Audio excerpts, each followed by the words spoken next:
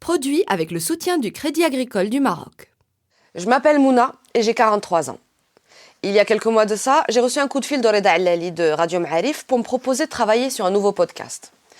À son ton taquin, j'ai senti qu'il voulait un petit peu me titiller. Il m'a demandé si je m'y connaissais en cheval. Je pense qu'il s'attendait à devoir me convaincre. Du coup, quand j'ai répondu de manière très enthousiaste « Yes, j'adore le cheval. C'est quoi? Quand est-ce qu'on fait ça ?» Je crois que pour le coup, c'est lui qui était désarçonné. Le cheval a toujours fait partie de ma vie. D'abord en tant qu'enfant des années 80-90, dans le paysage audiovisuel marocain qu'on consommait tous, il y avait ça.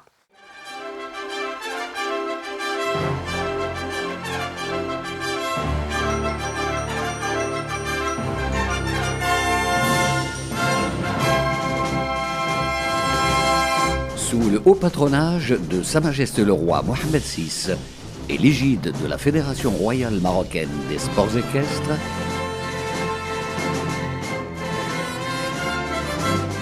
la semaine du cheval. Vous avez sûrement reconnu Ousbou El Faras, mais il y avait aussi des choses comme ça.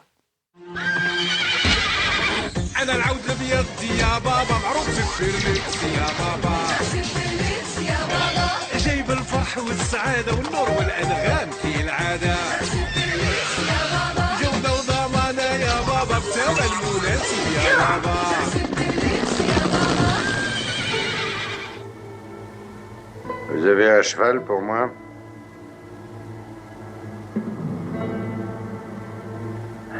Eh ben, question chevaux. On est un peu juste, on s'excuse.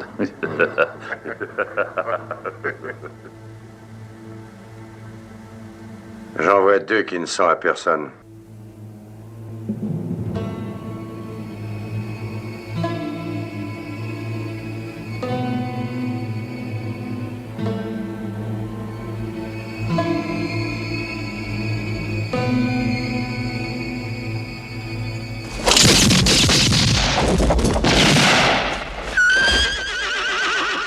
En réalité, à longueur de journée, il y avait des westerns, Zorro, Lucky Luke, Farasu Ali Yanamou fil Estable, L'Aoud al-Biyadi ya Baba, et j'en passe. Bref, il y avait des chevaux partout.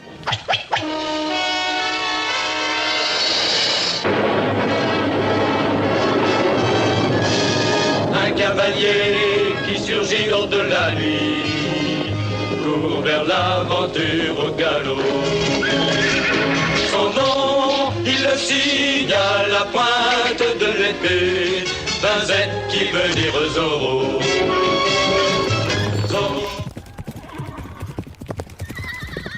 Petite, j'avais un cheval.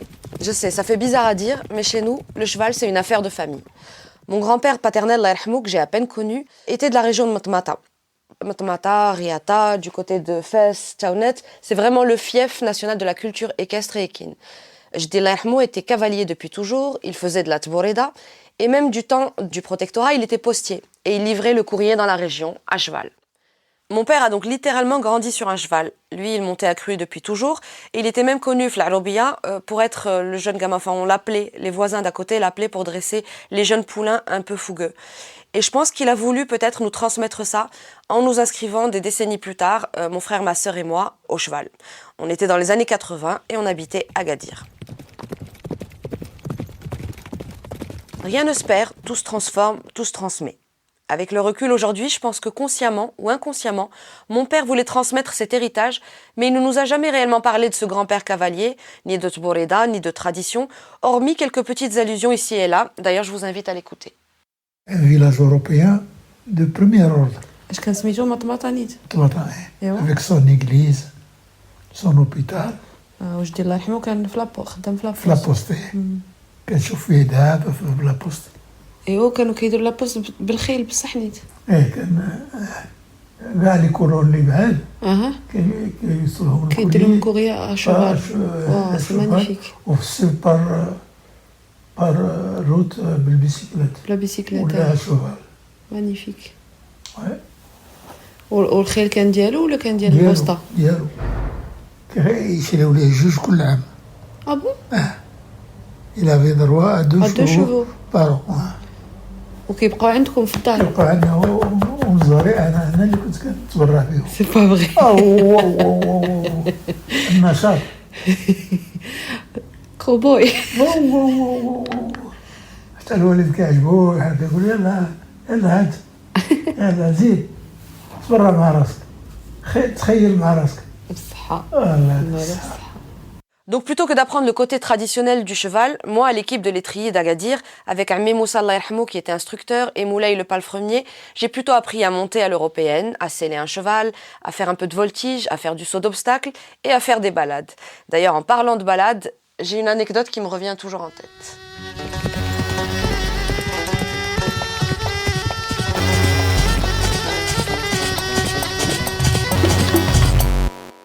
Mon père, qui ne montait jamais avec nous, alors qu'on le tannait à chaque fois, un jour il décide de faire une balade avec nous.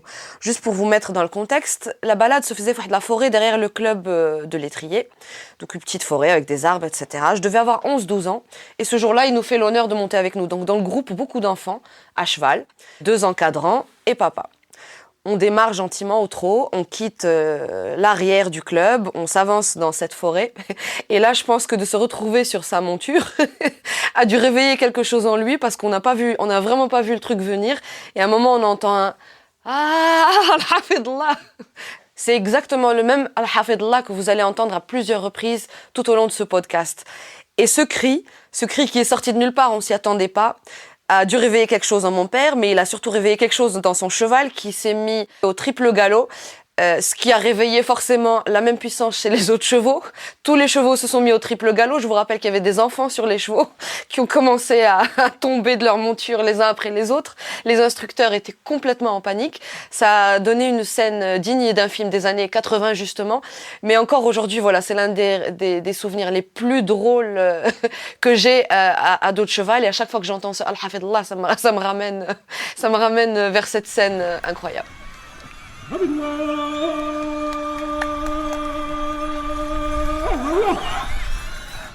Ça nous ramène en octobre 2022 pour la réalisation de ce podcast où avec Reda et Hamza, on part à l'aventure en passant quelques jours au Salon du Cheval de Jadida pour sa 13e édition. Là-bas, on découvre 18 sorbas qui représentent 12 régions du pays et qui passent tous les jours pendant une semaine devant des milliers de personnes. En gros, on est allé voir la Coupe du Monde de Tboreda.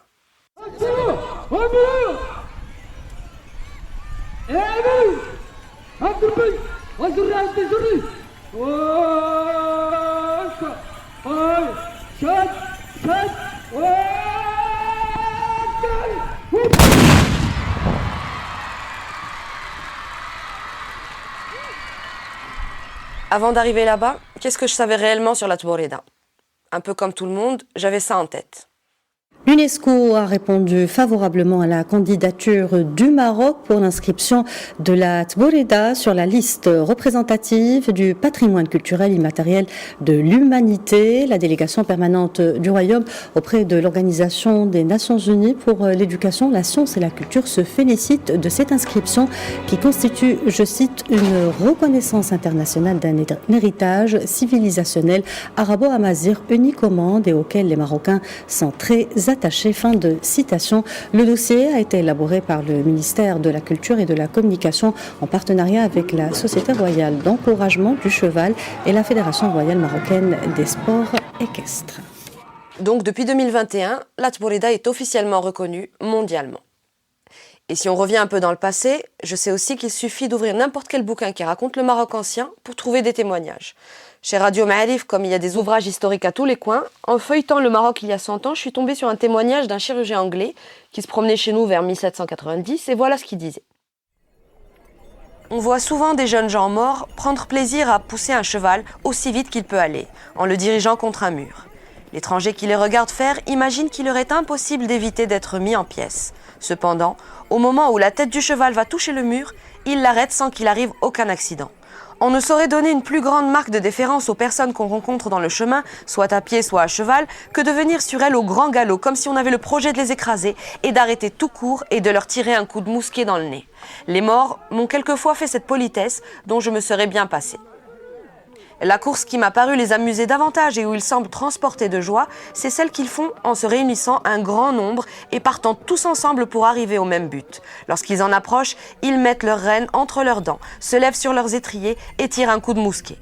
Après la décharge, ils redressent leurs armes et tous les chevaux s'arrêtent aussi promptement que pourrait le faire, au commandement de son chef, un escadron de cavaliers bien exercé. Là, on est en 1790 et on reconnaît pourtant tout. En gros, en débarquant à El Jadida, on sait que Tboreda c'est important. On sait que Tboreda ça vient de loin, mais on ne soupçonne pas du tout la profondeur et la richesse du monde qu'on va découvrir sur place.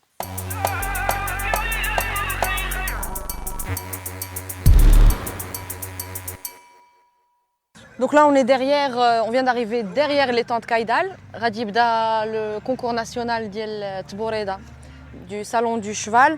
Il va démarrer à 15h. C'est dans 10 minutes, donc là c'est vraiment les dernières minutes avant que les équipes se préparent. Et je parle d'équipe, on est du côté des écuries, on va appeler ça des écuries, c'est à ciel ouvert. Mais Kulla Serba, c'est-à-dire Kulla équipe, Kulla région, on les reconnaît parce que ça fait, ils ont scellé leurs chevaux, ils sont tout beaux, ils ont leur super belle selle, leur habit de fête. Et c'est assez impressionnant parce qu'en même temps ils sont en train de tester les fusils d'Yelhom, donc il y a des bruits de canon presque, je ne sais pas comment on appelle ça. Les chevaux, tu sens qu'ils sont nerveux, ils savent que c'est dans quelques minutes. Donc voilà, ça sent le cheval, ça sent le foin. Ah ouais, Dabreidos podcast. Je ne sais pas ce qu'il nous dit, mais ça a l'air important. Et c'est impressionnant parce qu'en fait, là où tu regardes, tu vois des trucs différents. Donc tu vois qu'il y a les gens qui aident. Tu vois qu'il y a les cavaliers qui se préparent. Ils sont en costume de fête. Voilà. C'est quelqu'un qui teste son arme. Donc il y a une espèce d'effervescence, mais encore calme. Un peu le calme avant la tempête. Il y a du vent. Pour ceux qui le savent, le vent en général, ça énerve un peu les chevaux. Et là, mon Dieu, quelle beauté. Il y a 2 cavaliers qui essayent un petit peu de dompter leurs chevaux. C'est impressionnant. Je ne sais pas si ça passe avec du son, mais ils sont habillés en jaune. Et ça fait très épopée historique, on dirait, voilà, c'est juste sublime. Je ne sais pas si vous entendez les cloches aussi d'Yel. Ah, c'est trop bien. Voilà, et ils sont hyper concentrés. Là, on voit que c'est pas le moment d'aller leur poser des questions. Là, c'est concentration d'avant compétition. Donc les tenues jaunes que je viens de décrire, c'est Middle.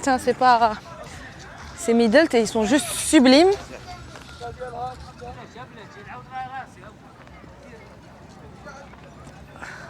Oui, c'est vraiment une ambiance de backstage avant pièce théâtrale ou là avant.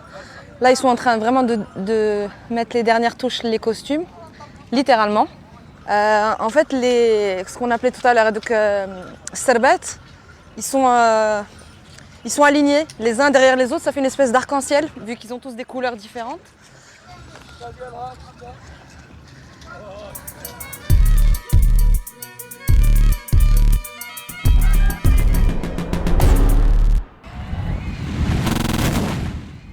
Le fait d'avoir pendant plusieurs jours été accueillis dans les tentes des Sorba, de nous être fondus dans le public, d'avoir partagé le thé avec quelques muqaddam, d'avoir pu poser des questions aux spécialistes et aux moins spécialistes, d'avoir un petit peu parlé aux armuriers, aux artificiers, aux gens du public, à des fans et d'avoir assisté à ce spectacle d'une puissance incroyable, on est revenu formaté. Autant moi qui pensais m'y connaître un petit peu en chevaux, que Reda et Hamza qui ont fait partie aussi de cette aventure. On a rencontré des gens passionnants. مارشال فيرو جدي الله يرحمه خدم بكري كان يضرب العود يسمى المارشال فيرو ومن بعد خلاها لبا وعمي عمي باقي في الحياة وبا الله يرحمه وبا احنا ورثناها من با انا نموت على خدمتي ونموت على العواد ونعشق هذا الميتي ماشي خدم باش ندبر على راسي ناكل ونترزقو عاجبني هذا الدومين هذا نعشق في هذا الدومين نخدم بقلبي وكي نخدم عود بحال نخدم بغل بحال نخدم إيزا إلى حمار حاشاك بحال نخدم الخروف شحال من مرة يكونوا ضارين على رجليه من خدت فيهم كنخدم يعني باغي داك الحافل ما بغيتش شكون العود ولا شكون مولا ولا شكون خدم في داك الحافل وربي موفق الجميع تاعهم. راه هو هذاك الحب ديال الخيل راه سبحان الله العظيم راه معاك ناتوريل فطري واحد كيحبهم من عند الله والله سبحانه وتعالى دار فيهم هذيك الميزه هما قرابين للقلوب ديال البشر دغيا كترتاح ليه دغيا كتبغي تتفرج فيه كذا سبحان الله الدراري الصغار بزاف كيميلوا للخيل ومن بعد راه الا تولع صافي راه كيولي ركاب. J'ai connu un monsieur qui avait un cheval et dès que ce cheval entendait à 5 km de là, il entendait une salve, il se débattait jusqu'à ce que le monsieur qui n'était pas invité à la Tboreda, ce n'était pas sa troupe, il fallait qu'il le scelle, qu'il le monte et qu'il aille et que le cheval au moins puisse assister à la Tboreda. C'était à Ouled Abdallah, à Beni Mellal dans les années 70. Et donc ce cheval, il voulait assister à la Tboreda. Il ne pouvait pas rester dans son écurie, dans son coin, à manger son grain tranquille et entendre des salves à des kilomètres de là. Il fallait qu'il y aille. J'ai vu des chevaux pendant une fantasia, en entendant les salves ou en entendant de la musique traditionnelle, entrer en transe. Moi, je ne connais pas d'autres mots. Et ce cheval entre en transe, il est attaché. Il n'a personne sur son dos, il n'est pas scellé, il est attaché à 2 piquets, comme ça se fait traditionnellement, antérieur droit, antérieur gauche. Et étant attaché, il ne peut ni se débattre, ni galoper, et il danse sur place. Il danse sur place volontairement, même s'il n'y a personne, pas pour l'exciter, il n'y a personne pour le regarder, mais il le fait parce qu'il a intégré. Maintenant, il y a beaucoup de chevaux. Je ne sais pas s'il y a plus de chevaux qui aiment ou qui n'aiment pas, mais ce qui est sûr, c'est qu'un cheval peut être absolument fan de Tboreda et aimer participer et assister.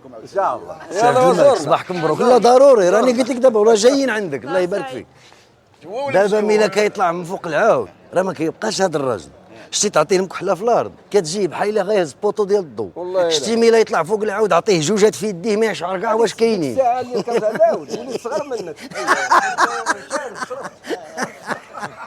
هاد لا كولتور ديال تركب على الخيل وتاكزيبي لا مارسيال ديالك ولا غير كيسق ديالك قبل ما يكون كاع لا ماتيير دو بودر كانوا غير لي زارباليت وكان غير لارك وكان غير لا لونس وكان غير ليبي à travers le temps infini le peuple mort كان دائما كيتجمعوا كيلعبوا كيكزيبيو لارم ايكستر ديالهم كو جو ميتريز مون شوفال اي كو جو ميتريز مي زارم ياك راه قبل شنو هي نقطه شنو علاش كنقولوا حيد عليك الكريدي قبل ما تموت يعني باش تموت نقي ما عندكش كريدي شنو هو الموت في اللعبه هي لا ديتوناسيون د البارود طاو الموت تما كاين هذا هو عنوان الموت.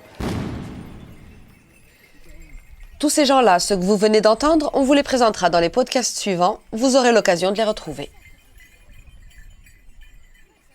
On était comme des grands enfants, fascinés par cet univers incroyable qui mêle un côté guerrier, un côté tribal, à une esthétique de dingue, un côté compétition, une puissance qu'on ne soupçonnait pas du tout. On en est revenu des étoiles plein les yeux et on vous a fabriqué ce podcast pour partager ça avec vous. 15 podcasts dédiés à la Tboreda. Marhaba.